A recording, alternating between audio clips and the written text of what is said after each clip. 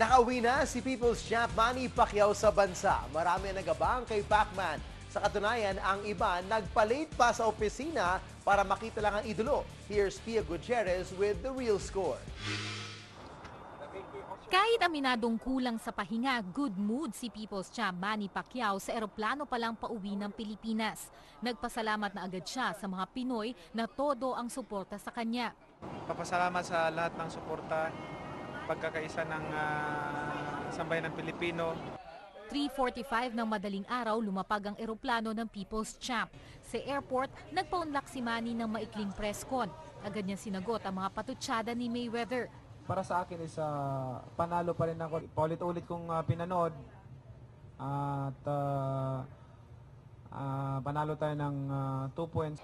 Sa labas ng hotel kung saan ginanap ang kanyang breakfast reception, maagang nagtipon-tipon ang mga Pacquiao fans. May mga nagpalit sa kanilang trabaho, masulyapan lang ang kanilang idol.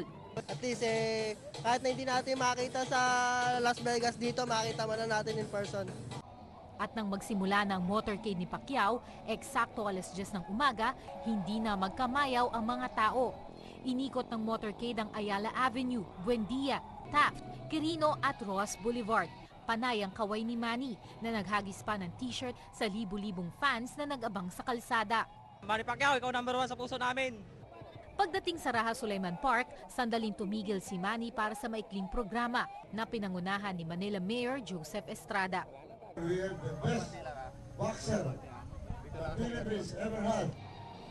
Pero lingid sa mga fans, sa kabila ng excitement sa motorcade, tumudugo na pala ang inoperahang balikat ni Manny. Pagdating sa Manila Hotel, agad itong tinignan ng kanyang medical team. Pero mismong si Manny na ang nagsabing hindi naman ito malubha. Sa init siguro. Sa init. Hindi naman marami. So tinahimik? Okay lang. Nilinis lang. Tapos nagpalit lang ako ng damit.